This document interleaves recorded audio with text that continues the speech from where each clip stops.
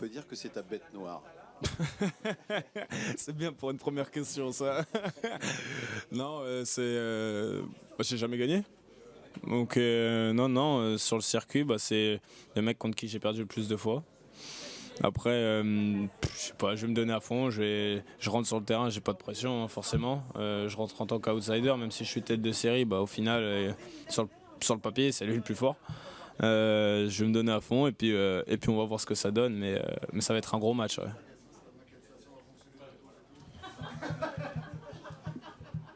C'était un vrai objectif pour toi d'être tête de série sur ce Roland-là?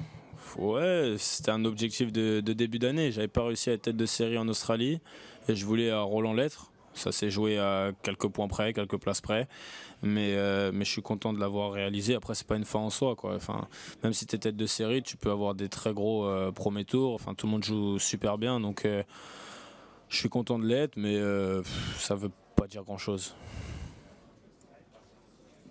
Juste dans quel état d'esprit tu abordes ce tournoi? Détendu, voilà, sans trop de pression, détendu, tranquille, quoi. Ouais. C'est quoi ton objectif pour ce Roland Garros 2024? Gagner mon premier match déjà, c'est de battre Matteo Arnaldi. Et ensuite, après, c'est match par match. Tu vois, je me sens bien, je suis en confiance, je m'entraîne très bien. J'ai fait une bonne semaine à Bordeaux. Donc, non, si j'arrive à passer mon premier tour et ensuite gagner le deuxième, enfin, on sait jamais. Tu vois, c'est match après match. Mais d'abord, je suis concentré sur un très gros premier tour et puis on verra après. Ouais. En quoi justement Matteo il est compliqué à jouer parce qu'il a beaucoup progressé aussi. Non, mais il a énormément progressé, c'est un excellent joueur. On est tous les deux assez jeunes.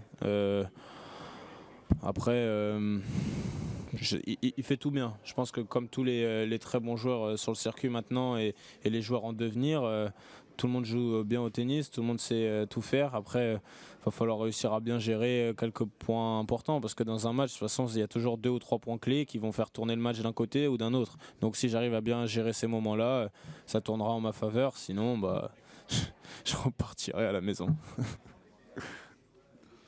Avec le recul, l'enchaînement l'an dernier, titre à Lyon, premier tour très rapide, je crois que c'était 2 jours après. Ouais. C'était too much. T'avais pas eu le temps en plus t'étais jeune, t'avais pas eu le temps de digérer tout ça et ça a pesé dans la réflexion de pas jouer cette année à Lyon. Je voulais arriver à Roland avec une semaine d'entraînement, on s'était dit ça depuis le début. C'est pour ça que je suis allé à Bordeaux parce que sinon ça faisait un peu trop longtemps après Rome. Donc je voulais arriver avec une semaine d'entraînement, avec de la confiance et on a fait ce choix. On va essayer comme ça cette année, ça fonctionne pas, on verra. Mais l'année dernière, c'est vrai que j'étais arrivé un peu en tirant la langue. Enfin, c'est le premier titre que je gagne, j'étais bien content et puis c'est un peu différent, on va dire. Est-ce que tu peux quel regard tu as sur Rafa? Parce que c'est peut-être son dernier Roland, enfin, probablement. Tu as grandi avec tous ses exploits. Qu'est-ce qu'il représente pour toi aujourd'hui? Qu'est-ce que tu peux dire sur lui? C'est une légende. C'est une légende. Gagner 14 fois Roland, ça, c'est du jamais vu. Et je sais même pas s'il y a quelqu'un qui va réussir à le refaire ou même gagner 10 fois Roland. Enfin, c'est un truc de dingue. J'espère pas que ça soit sa dernière. J'aimerais vraiment le voir jouer encore quelques années. Après, j'espère qu'il va bien profiter de son match contre Zverev. Ça va être un gros match en plus, donc je vais le regarder et puis j'espère qu'il sera là l'année prochaine. Ouais. C'était un modèle Celui qui te répond non à cette question, c'est bizarre. Hein, forcément, c'était un modèle. C'est un immense champion. C'est un peu comme Federer ou comme Djokovic. Ces trois-là, ça peut que être des modèles. Après, j'ai pas mal regardé ces matchs, mais quand j'ai grandi, au début, j'étais beaucoup sur Federer. Mais maintenant, en grandissant, j'ai compris vraiment ce qu'il représentait, quoi, l'image qu'il représentait, et j'apprécie de plus en plus. Ouais. Quelle différence entre le Arthur de l'année dernière et celui de cette année en termes de maturité? Qu'est-ce que tu as appris en 1 an? L'année dernière, je suis arrivé, j'étais en outsider sur tous les tournois, je rentrais, je frappais de toutes mes forces sur chaque balle, ça rentrait souvent, je gagnais beaucoup de matchs. Maintenant, cette année, Mon statut a un peu changé. Voilà, je suis favori sur pas mal de matchs et faut savoir jouer avec une forme de tension un peu. Et du coup, maintenant, j'apprends à jouer au tennis, quoi. C'est pas avec Seb et avec Sergi. Ils m'apprennent à construire des points, etc. Je dis pas que je savais pas jouer au tennis du tout, hein, mais quand tu joues relâché, il y a tout qui fonctionne. Quand tu es un peu tendu, faut changer quelques petites choses et c'est ce qu'on est en train de faire et ça fonctionne très bien. Donc on va dire que je suis un peu plus mature cette année que l'année dernière. Le tirage au sort d'hier était ultra attendu. On sait pourquoi, parce que Rafa pouvait prendre n'importe qui.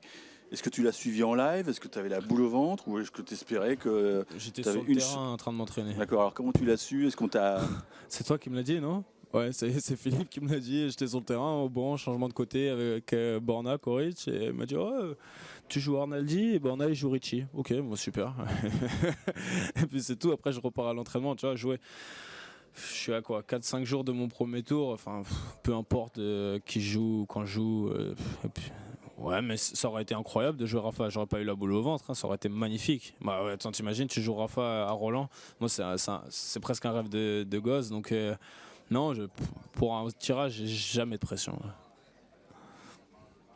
Est-ce que tu as dans un coin de la tête les Jeux Olympiques aussi, dans pas si longtemps que ça, où il reste quand même beaucoup de tennis avant ça? Est-ce que tu y penses Les Jeux, si je les joue, ça va être super sympa.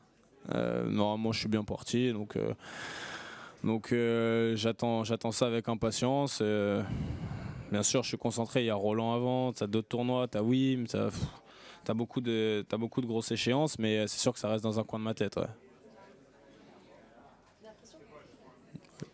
Je suis sûr que tu regardes le tournoi de Lyon en ce moment. Bien sûr, T'aimerais bien qu'il te succède?